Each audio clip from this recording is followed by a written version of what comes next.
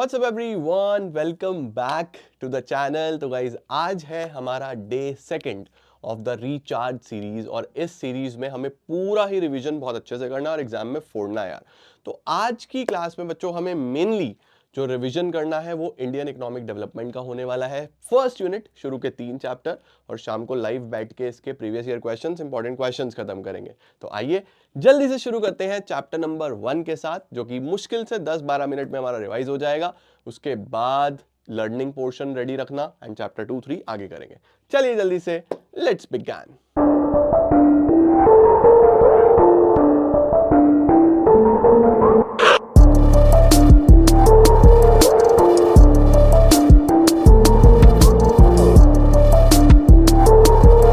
चलिए जी शुरू करते हैं बच्चे। देखो सबसे पहले इस यूनिट में 3 चैप्टर आप पढ़ोगे। चैप्टर नंबर 1 क्या होने वाला है? चैप्टर नंबर 1 होने वाला है आपका मेनली इंडियन इकोनॉमी की क्या कंडीशन थी, एग्रीकल्चर सेक्टर की, इंडस्ट्री सेक्टर की, फॉरेन ट्रेड की before the arrival of Britishers और किस तरीके से ब्रिटिशर्स ने इसको पूरा डिस्ट्रॉय करा। ये सब हम इसमें मेनली पढ़ने वाले हैं।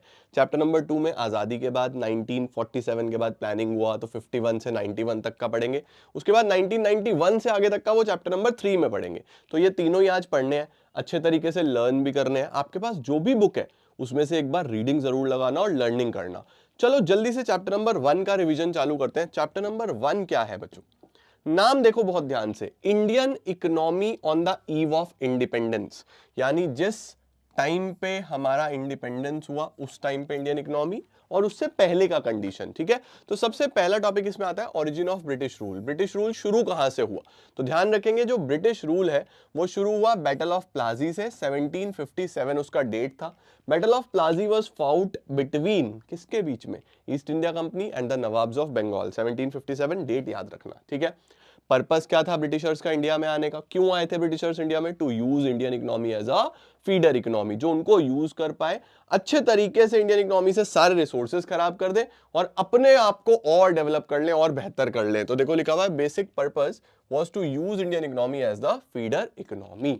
ब्रिटिशर्स से पहले हमारा इंडियन इकोनॉमी कैसा था? तो 3 चीजें याद रखनी है, प्रॉस्पेरस यानी खुशहाल, एग्रेरियन यानी most of the people were engaged in agriculture, and well known for handicrafts. Handicrafts का मतलब होता है कि वो बस मेनली क्या प्रोडक्शन कर रहे थे इंडस्ट्रीज में? हमारे पास हैंडीक्राफ्ट्स इंडस्ट्री थी, हाथों से बन रहा था वो, स्मॉल कॉटेज इंडस्ट्रीज या इस तरीके की चीजें मेनली थी। Effect of British rule, British rule का क्या इंपैक्ट आया? तो इंपैक्ट ये आया कि इंडियन इकोनॉमी का पूरा स्ट्रक्चर चेंज हुआ। इंडियन इकोनॉमी एक फीडर इकोनॉमी बन गया।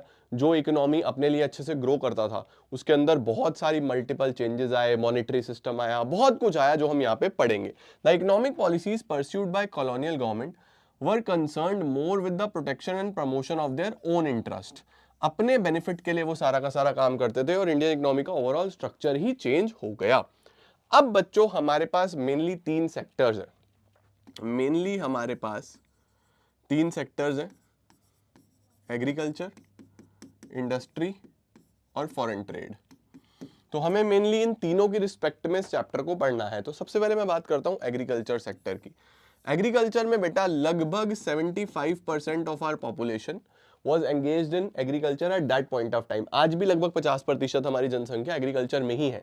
उस टाइम पे 75%, 75%। तो ब्रिटिशर्स ने बोला कि इनका अगर एग्रीकल्चर डिस्ट्रॉय कर दिया तो सब कुछ ही खत्म हो जाएगा। तो उन्होंने हमारे एग्रीकल्चर को एक सिस्टमैटिक मैनर में डिस्ट्रॉय करा। कैसे? 4 मेन पॉलिसीज हैं। सबसे पहला द लैंड सेटलमेंट सिस्टम, जिसको हम जमींदारी सिस्टम भी बोलते हैं।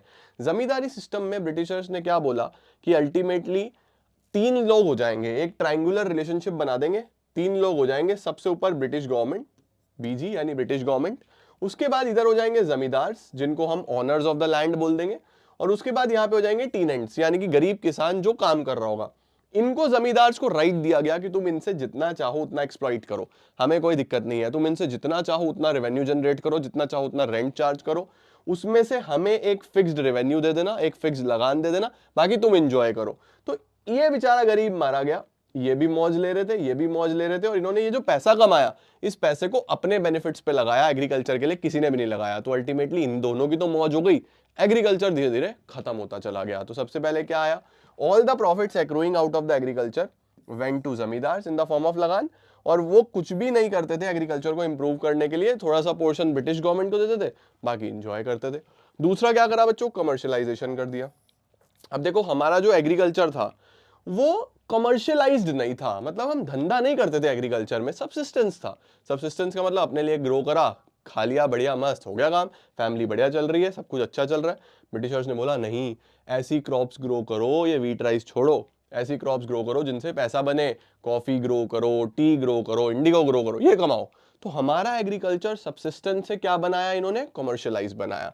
तीसरा क्या होता है बच्चों, प्रोडक्टिविटी नहीं थी, क्योंकि पैसा कोई खर्च हो नहीं रहा था, लैक ऑफ नॉलेज था, टेक्नोलॉजी नहीं था, तो अल्टीमेटली सारा सेक्टर एग्रीकल्चर का खराब होता चला गया। स्कैर्सिटी ऑफ इन्वेस्टमेंट, कोई इन्वेस्ट नहीं कर रहा था इस सेक्टर के अंदर, तो धीरे धीरे हमने देखा कि एग्रीकल्चर सेक्टर डाउनफॉल पे आ गया। इंडस्ट्रियल सेक्टर की अगर बात करें बेटा, तो इसके अंदर हमारी हैंडीक्राफ्ट इंडस्ट्रीज मेन इंडस्ट्रीज थी, इसको भी सिस्टमैटिकली उन्होंने डिस्ट्रॉय कर दिया। कैसे, नंबर 1, डी इंडस्ट्रियलाइजेशन, यानी इंडस्ट्रीज को बंद करवाना। उन्होंने धीरे धीरे कंपटीशन देना शुरू करा हमारी इंडस्ट्रीज को अपनी मशीन मेड इंडस्ट्रीज से। अब हमारी इंडस्ट्रीज तो हैंडमेड थी, हैंडीक्राफ्ट थे, सारा का सारा काम हाथों से होता था। ब्रिटिशर्स की जो इंडस्ट्रीज थी वो थी मशीन मेड, तो यहां से रॉ मटेरियल लेके जाते थे सस्ते में, वहां से फिनिश गुड्स बना के लाते थे और हमारे देश में ही बेचते थे, क्योंकि इंडिया तो मार्केट भी बहुत बड़ा था। अब इंडियंस ने पहली बार मशीन मेड चीजें देखी थी, तो उनको वो अट्रैक्टिव भी लगा, उनको लगा यार ये तो बहुत बढ़िया चीज है, तो कहीं ना कहीं जो डिमांड है वो हैंडमेड गुड्स से शिफ्ट होके मशीन मेड गुड्स की तरफ चली गई। अब क्योंकि हमारी हैंडीक्राफ्ट इंडस्ट्री बहुत ज्यादा कंपटीशन फेस करने लगी, तो धीरे धीरे बंद होती चली गई बच्चों। तो क्या लिखा है, the decline of handicraft industry British government ने सिस्टमैटिकली डिस्ट्रॉय करी। कैसे, रॉ मटेरियल यहां से लेके जाते थे और वहां से क्या लेके आते थे, फिनिश गुड्स, बने बनाए गुड्स, मशीन मेड, जो इंडिया में वो बेचते थे। उसके बाद धीरे धीरे जब इंडस्ट्रीज बंद होने लगी तो बेरोजगारी देखने को मिली, हम इंपोर्ट्स पे डिपेंडेंट हो गए, बाहर से इंपोर्ट्स करने लगे हम सारी की सारी चीजें, हमारा फॉरेन एक्सचेंज बाहर जाने लगा, और हमारे पास कोई भी कैपिटल गुड इंडस्ट्रीज भी नहीं थी। उस टाइम पे देखो बहुत ज्यादा पैसा नहीं होता था, तो कैपिटल गुड इंडस्ट्री होती है जो मशीनें बनाए जिससे और प्रोडक्शन हो। तो उस टाइम पे बहुत बड़ी बड़ी इंडस्ट्रीज तो नहीं थी, ना ही इंडस्ट्रियल यूनिट्स थी, तो हम बहुत ज्यादा कैपिटल गुड इंडस्ट्रीज नहीं बना पाए, right. There was hardly any capital good industry, और ब्रिटिश रूलर्स ने कोई अटेंशन भी नहीं दिया इनको डेवलप करने के लिए। जीडीपी में कंट्रीब्यूशन कम था, क्योंकि मोस्ट ऑफ द पीपल तो एग्रीकल्चर में थे, जो इंडस्ट्री में थे धीरे धीरे वो भी डिस्ट्रॉय कर दिया। और पब्लिक सेक्टर का रोल बहुत ही लिमिटेड था, यानी गवर्नमेंट जो थी, जो पब्लिक सेक्टर था, वो लोग तो अपना मेनली क्या कर रहे थे, सिर्फ कम्युनिकेशन बना रहे थे, पोर्ट्स बना रहे थे, अपनी बेनिफिट्स के लिए चीजें बना रहे थे, इंडस्ट्रीज पे फोकस नहीं कर रहे थे बच्चों। तो ये काफी सारी चीजें इस एक ही पेज में आप पढ़ पा सकते हो, रिवीजन कर सकते हो, बहुत अच्छे चार्ट्स बने हैं। इसके बाद देखो बच्चों फॉरेन ट्रेड का क्या हाल था हमारे। फॉरेन ट्रेड की बच्चे अगर हम बात करें तो 3 से 4 पॉइंटर्स मेन है जो आपको ध्यान रखने हैं। सबसे पहला क्या है, फॉरेन ट्रेड में आप लिख के आओगे कि इंडिया क्या बन गया, एक्सपोर्टर बन गया रॉ मटेरियल का, और इंपोर्टर बन गया फिनिश गुड्स का। दूसरा, जितना भी ट्रेड होता था वो मोनोपोली मेनली ब्रिटेन के साथ हो रहा था। British government maintain monopoly control over Indian exports and imports. अब ट्रेड को बेटर बनाने के लिए ब्रिटिशर्स ने क्या ओपन करा, स्यूज कैनाल। स्यूज कैनाल ध्यान रखना, जल्दी से मुझे कमेंट सेक्शन में डेट बताओ, स्यूज कैनाल कब ओपन हुआ था, इंपॉर्टेंट। स्यूज कैनाल एक शॉर्टकट रूट है बच्चों, जिससे इंडिया से सामान डायरेक्टली ब्रिटेन ले जाया जा सकता था। उसके साथ धीरे धीरे ब्रिटिशर्स ने हमारी वेल्थ भी सारी की सारी खत्म कर दी। ठीक हो गया बेटा, परफेक्ट है या नहीं है। जितना भी पैसा कमा रहे थे ब्रिटिशर्स यहां से, जो भी पैसा कमा रहे थे, वो कभी भी इंडियन सेक्टर को डेवलप करने के लिए या इंडियन इकोनॉमी को डेवलप करने के लिए नहीं लगाया। वो जो भी पैसा बनाते थे वो सब एक्सपेंसेस पे खर्च कर देते थे, अपने ऑफिसेस सेटअप करने के लिए, अपने वॉर, लड़ाई झगड़ों का तो शौक था ही इनको, वॉर के लिए, और सर्विसेज लेने के लिए दूसरे से। अब demographic conditions, important question, southern India सवाल। डेमोग्राफिक कंडीशंस का क्या मतलब होता है बच्चों, ये ओवरऑल एक कंट्री के लिए इंडिकेटर्स होते हैं जो कंट्री की ग्रोथ एंड डेवलपमेंट के बारे में बताते हैं। तो हमारी डेमोग्राफिक कैसी थी, बर्थ रेट बहुत हाई था और डेथ रेट भी बहुत हाई था। हाई बर्थ रेट, बहुत ज्यादा जनसंख्या बढ़नी, और हाई डेथ रेट, बहुत सारे लोगों की डेथ हो जानी। रीजन दोनों का एक ही है कि पुअर मेडिकल फैसिलिटीज। दूसरा, लिटरेसी रेट ना के बराबर, पढ़ाई लिखाई बिल्कुल ही खत्म थी, हेल्थ फैसिलिटीज नहीं थी। इन्फेंट मोर्टिलिटी रेट हाई था। इन्फेंट मोर्टिलिटी रेट का मतलब उस बच्चे की डेथ हो जाना जिसकी उम्र अभी 1 साल भी नहीं हुई है, वो भी बहुत हाई था। लाइफ एक्सपेक्टेंसी बहुत कम थी, और गरीबी तो आप सब जानते ही। ठीक हो गया बच्चों। ऑक्यूपेशन की बात करें तो majority of the population was engaged in agriculture, ये आप जानते ही हो। हमारा जो इंडियन एग्रीकल्चर है वो डोमिनेंट था, बट धीरे धीरे थोड़ा थोड़ा सा शिफ्ट भी देखने को मिला। Pre dominance of primary occupation, agriculture तो डोमिनेंट है ही है, और उसके साथ थोड़ा थोड़ा रीजनल वेरिएशन है। रीजनल वेरिएशन का मतलब क्या है बेटा, हमारे पास कुछ स्टेट्स में डिक्लाइन आया एग्रीकल्चर से, कुछ स्टेट्स ऐसी हैं जहां पे एग्रीकल्चर का थोड़ा थोड़ा लोग एग्रीकल्चर से बाहर निकले, ठीक है, जबकि कुछ स्टेट्स ऐसी हैं जहां पे एग्रीकल्चर में वर्कफोर्स बढ़ा, जैसे हमारे पास ओडिशा, राजस्थान, पंजाब। तो थोड़ा थोड़ा सा जो स्ट्रक्चर है ना वो बदलता हुआ हमें दिखाई दिया। इंफ्रास्ट्रक्चर की अगर हम बात करें बच्चों, तो इंफ्रास्ट्रक्चर ब्रिटिशर्स ने डेवलप किया था, मेनली अपने बेनिफिट के लिए डेवलप किया था। उन्होंने इंडियन इकोनॉमी के लिए डेवलप नहीं करा, अपने बेनिफिट के लिए मेनली उन्होंने डेवलप किया था। क्या? रोड्स। सर उन्होंने रोड्स क्यों बनाई थी? ताकि वो अपनी आर्मी को एक जगह से दूसरी जगह ले जा सके, रॉ मटेरियल को एक जगह से दूसरी जगह ले जा सके। रेलवेज। सर रेलवेज तो सबसे बड़ा कंट्रीब्यूशन है ब्रिटिशर्स का। यस, अगर क्वेश्चन में पूछ ले कि ब्रिटिशर्स का सबसे बड़ा कंट्रीब्यूशन कौन सा है, तो आप बोलोगे रेलवेज, ठीक है। उन्होंने रेलवेज क्यों बनाए थे? ताकि लॉन्ग डिस्टेंस ट्रेवल हो सके, कॉमर्शियलाइजेशन हो सके इंडियन एग्रीकल्चर का, ताकि इंडिया ने जो सामान बनाया, जो टी कॉफी इंडिगो ग्रो करा है, उनको दूर तक ले जा सके, बेच सके।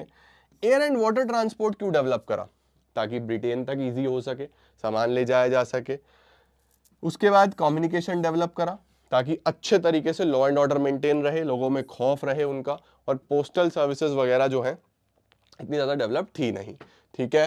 परफेक्ट है बच्चों, ये हमारा इंफ्रास्ट्रक्चर भी हो गया। उसके बाद बेटा हमारे पास एक ओवरऑल इंडियन इकोनॉमी का पूछता है कि क्या स्टेट था on the eve of independence, तो हम बोलेंगे on the eve of independence Indian economy mainly colonial थी। सर कॉलोनियल का क्या मतलब होता है? कॉलोनियल का मतलब होता है कि इंडियन इकोनॉमी एक कॉलोनी थी किसी एक रूलर की। रूलर कौन था? ब्रिटेन। हम इंडिया कौन था? एक कॉलोनी थी जो उसको ही सर्व कर रही थी। तो इन इंडिया कॉलोनियल एक्सप्लॉइटेशन एक बहुत बड़ी हिस्ट्री है, जिससे काफी बड़ा ड्रेन हुआ। दूसरा सेमी फ्यूडल। सेमी फ्यूडल का मतलब होता है बच्चों, हमारे पास दो तरीके के सेगमेंट्स बन चुके थे, जिसमें एक सेगमेंट वो था जो जमींदार्स थे, और एक सेगमेंट वो था जो कि लैंडलेस लेबर्स थे, जिनके पास अपनी जमीनें नहीं थी। तो इसमें बहुत इनइक्वालिटी देखने को मिल रही थी, सेमी फ्यूडल इकोनॉमी हो गई थी। तीसरा स्टेगनेंट। स्टेगनेंट का क्या मतलब होता है? बहुत ही स्लो ग्रोथ या नो ग्रोथ वाली इकोनॉमी।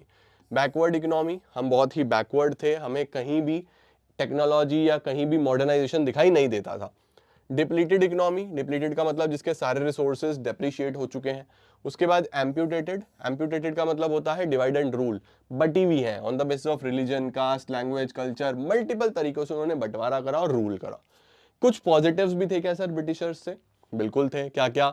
एग्रीकल्चर थोड़ा सा डेवलप हो गया, ट्रांसपोर्टेशन हमें अच्छा मिल गया, फेमाइंस हम कंट्रोल कर पाए, कहीं भी सूखा अगर पड़ता है, कहीं भी किसी तरीके की बीमारी फैलती है, तो हम फटाफट वहां तक रीच आउट कर सकते थे। मॉनिटरी सिस्टम हमें देखने को मिला, मनी हमें देखने को मिला ब्रिटिशर्स की वजह से। और एडमिनिस्ट्रेटिव सेटअप वो सारा का सारा करके चले गए थे। आज की डेट में हम जितना सिविल सर्वेंट्स हमारे हैं, आज की डेट में पुलिस का सिस्टम है, आर्मी का सिस्टम है, काफी हद तक एडमिनिस्ट्रेशन ब्रिटिशर्स ने ऑलरेडी डेवलप कर दिया था। इसके बाद बच्चों कुछ इंपॉर्टेंट डेट्स है, जैसे battle of Plassey 1757, zamindari system 1793, railways 1850, first postal stamp 1852, first rail 1853, Suez canal 1869, पहला ऑफिशियल सेंसस 1881। सेंसस क्या होता है सर? जनसंख्या काउंट करी, ठीक है।